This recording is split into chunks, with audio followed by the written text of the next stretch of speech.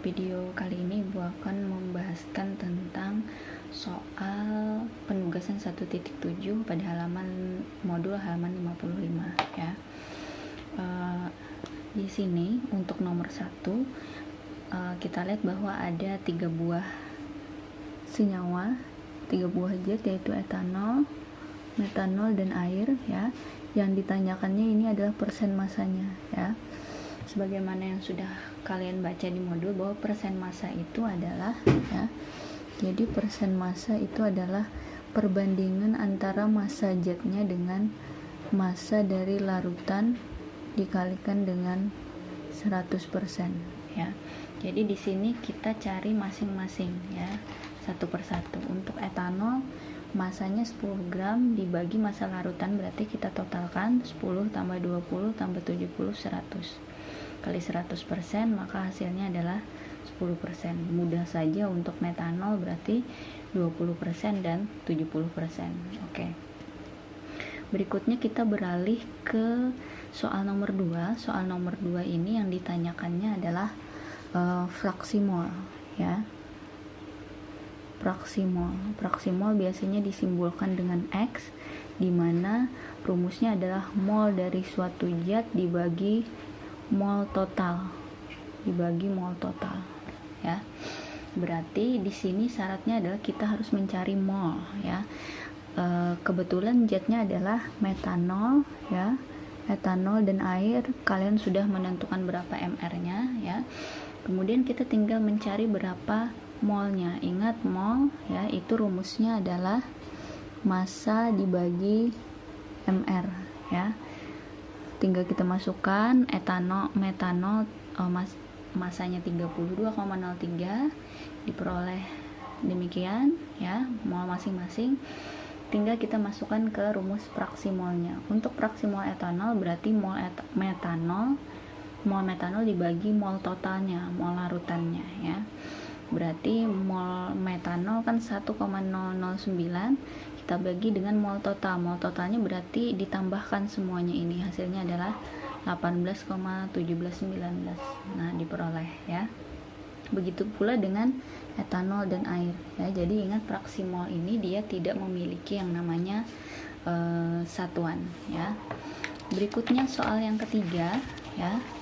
Soal yang ketiga ini adalah diminta untuk menghitung molaritas dari NaOH. Ingat ya, yang namanya molaritas ketika ada molaritas itu adalah perbandingan antara massa dibagi dengan mR dikali dengan 1000 per volume. Ini volumenya dalam mililiter, jadi kita ubah dulu ya.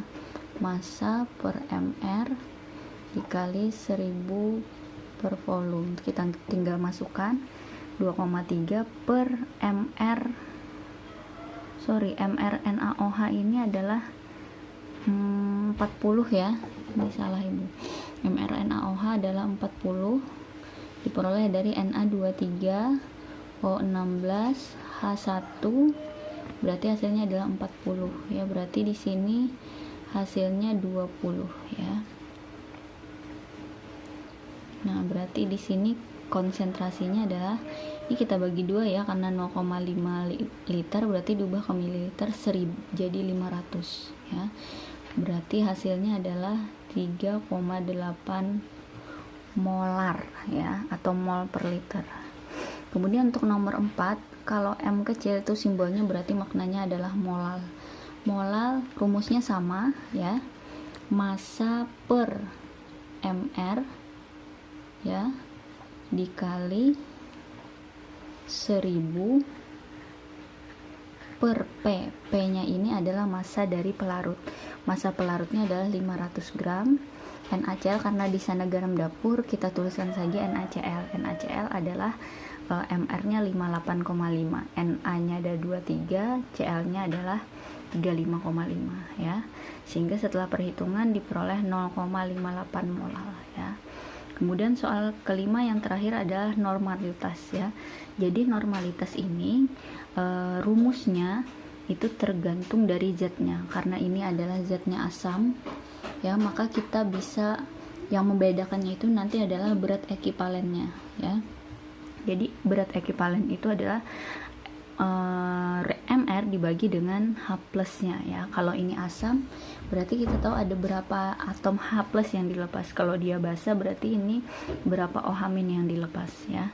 Jadi rumusnya itu sebenarnya sama ya, mirip, karena molaritas itu kita kenal ada rumus ketika di soal ada berat jenis atau Ru biasanya disimbolkan ya, maka gunakan rumus ini untuk molaritas. Ru dikali 10 dikali persen per mr ya. Tapi karena normalitas maka Ru dikali 10 dikali persen per berat ekivalen. Berat ekivalennya adalah mr dibagi dengan berapa ionnya, berapa atom H plus yang dilepas ya.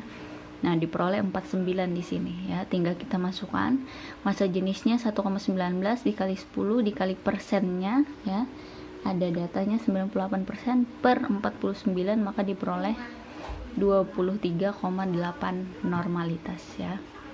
Nah, itu untuk pembahasan soal-soal normalitas ya.